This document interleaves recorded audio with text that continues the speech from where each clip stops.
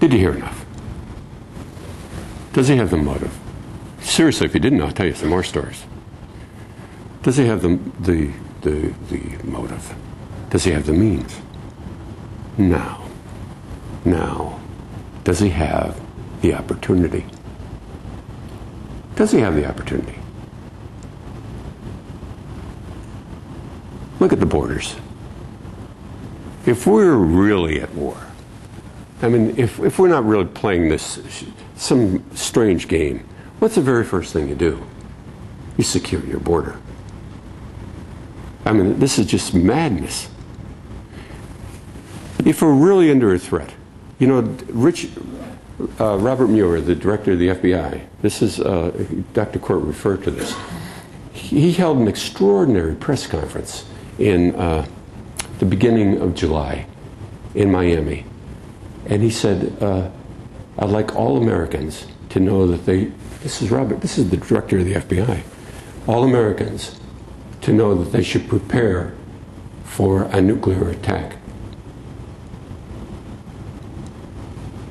You know, in the midst of everything else with Paris Hilton and Lindsay Lohan, that news was probably lost to you. You know, when they asked Dick Cheney about the same thing, he said, oh yeah, this is our vice president. Like once and again, like saying, oh, well, I'm going to have Cheerios for breakfast tomorrow. Oh yeah, he said, a nuclear attack from Al-Qaeda is imminent. And we're talking about this tonight, and this place is not packed with people. I mean, what's more important? The big fat pig at the fair? I mean, I don't get it. What is more important? And if you do this and you get the research, and unfortunately you end up like Hugh and like me, because you cannot keep that news to yourself. You have to go out and act like the boogeyman. And this is not a nice place, and believe me, it's a very expensive place to be. Let's go back to the opportunity. The materials coming into our ports, are they being inspected? Less than 5% are being inspected.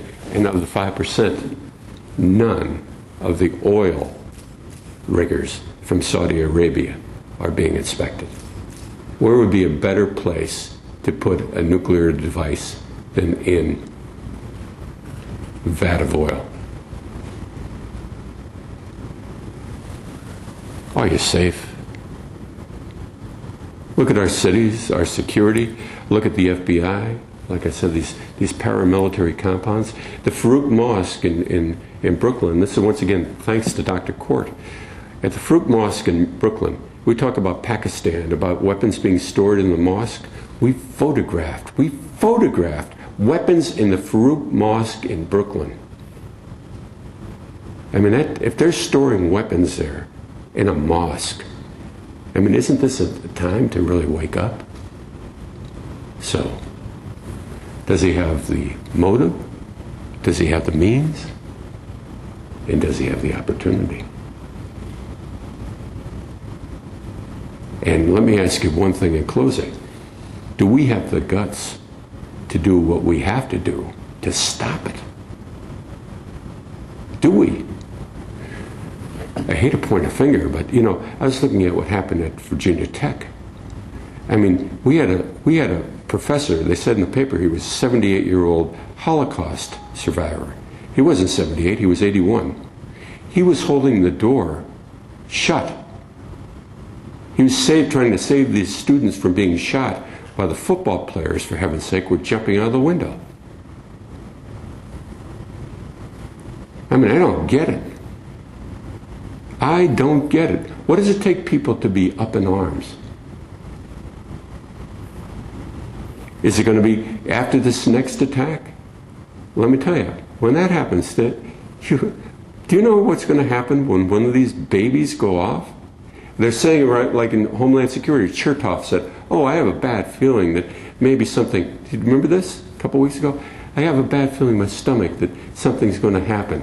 And then Homeland Security said, prepare for a spectacular attack in the next few months. Do you have any idea what we're talking about? I mean, these people, Mueller is saying this, Cheney is saying this, Bush is saying this, everybody's saying this, and we're not listening. But do you know what will happen? If one of these go off, and I'm going to close with this. I told you I'd be short, and I will. If one of these go off, these little, they're boosted with beryllium. They have tritium, they're boosted with tritium as well. They weigh 60 pounds. They can be detonated by a cell phone. If one of these go off in New York City, let's say New York, because I know New York better than I know Des Moines, at the site of 9/11, all of Lower Manhattan would be wiped away just by the conventional explosion. All of it. All of it. After that would come a fireball that would stretch to 750 feet in diameter. The core of that fireball would have a temperature of 10 million degrees Celsius. Think about this. Everything in New York, in lower New York, would disintegrate right before your eyes. That's not the worst part. From that fireball would come a juggernaut blast with winds in excess of 640 miles an hour, ripping through the 5 boroughs of New York and twisting all the buildings like pretzels. And still in all, that's not the worst part of it. The worst part of it is still yet to come. Because 10 or 15 minutes later, this huge cloud will soar up into the atmosphere. It go to 2 to 3 miles, and it will spew radiological material, fallout, that will fall throughout Connecticut and New Jersey and the lower part of New York as well. What's the end result? What will your portfolios look like after that happens? Do you ever think of that? What will the USA look like that after something like that happens? How do you come back from that? When the GNP drops not a couple decimal points, but when it really starts to fall, when the economy is in shambles, and your dollar already has no value because there's no gold standard or silver standard, where do you go? What do you do? Now, what if this scenario that they say, that Mueller says is going to happen, takes place in 10 cities?